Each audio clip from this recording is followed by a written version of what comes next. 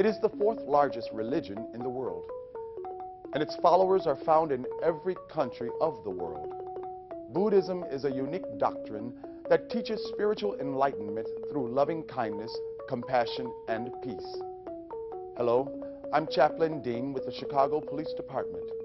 This is the fourth in a series of videos to expand your knowledge and understanding of the many diverse communities within our city. Having even a basic knowledge of a person's customs and culture enables police officers to conduct their duties in a more efficient and respectful manner. Today, we explore Buddhism.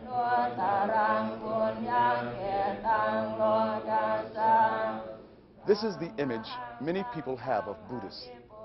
These are Buddhist monks from Thailand. They represent just a small number of the estimated 150,000 Buddhists living in Chicago. There are American, European Buddhists. There are Buddhists who are Catholic. There are Jews who are Buddhist. We do have police who are members. We are in all walks of life. I'm a journalist and a publicist. We are in politics. There are more than 60 Buddhist temples in the Chicago area representing different sects of Buddhism, such as Pure Land, Nichiren, or Zen.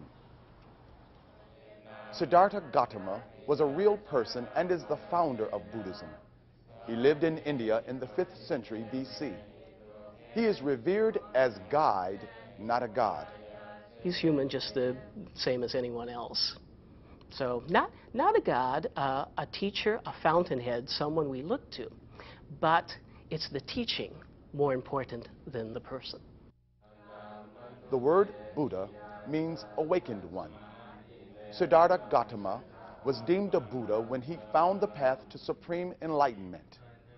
This released him from what Buddhists believe is a continuous cycle of birth, suffering, death, and rebirth. We believe the soul is eternal, so the causes that we make determine how we will be reborn. We don't believe that we have one life and this is it and we go to heaven as Christians do. Buddhism emphasizes the value of all life and all faiths. One of the Buddhist teachings is that there are 84,000 ways to find the truth. And whether you take the way of Islam, Christianity, Judaism, if this helps you to live better and to believe that this life is precious, then I think that's wonderful. Buddha's message is a message for peace, for harmony, for enlightenment, for a higher good. Meditation and chanting are important Buddhist practices. These are performed both formally and informally. A formal practice would be such as here at the temple, sitting on a pillow, or chanting at the altar with the rest of the temple, or alone, or at home in the morning, or in bed before going to bed. And then informal practice would be something like that. You are in your car during rush hour.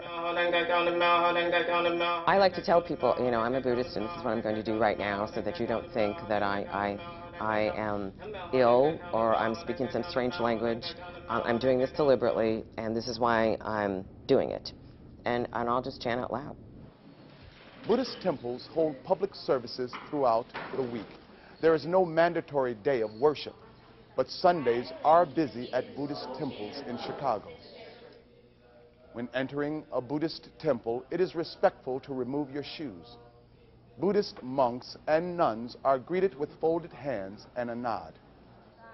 Traditional handshaking with a lay Buddhist is acceptable, but monks and nuns have no physical contact with the opposite sex.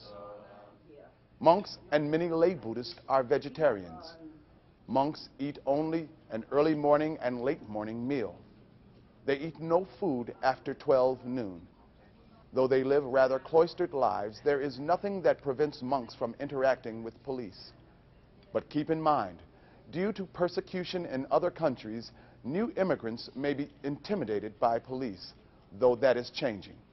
But nowadays, I think it's more understanding with regard to that section of the police, and then how the police also, as a human being, to serve or to protect security of all people.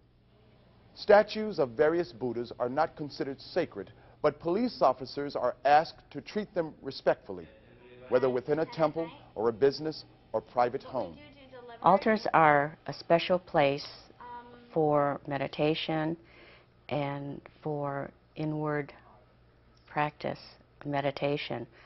So just showing respect when you enter the room and not start tearing things apart. It's very common even in an American Buddhist home to have a space set aside for these objects, probably some incense, perhaps a bell that's used in meditation.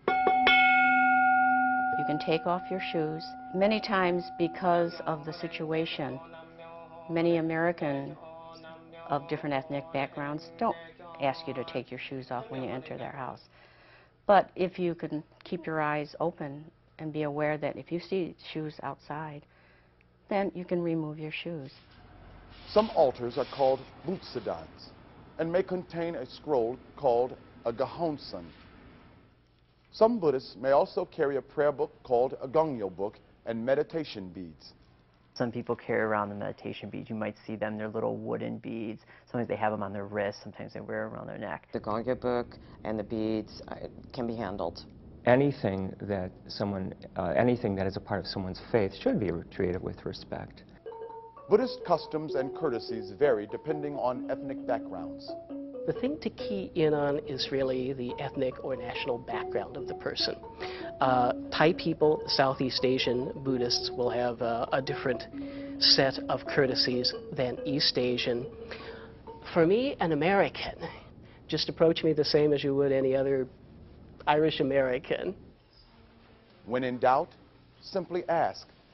People of all backgrounds welcome courteous inquiries. Yes, you could ask. That would be great, because you might not know what kind of Buddhist you're having a dialogue with, and they'd be happy to tell you what their limitations are if they had any. There are many different sects of Buddhism and many different customs and practices. There are several things to consider when interacting with followers of Buddhism. Remove your shoes when entering a Buddhist temple. Many, but not all Buddhists are vegetarians.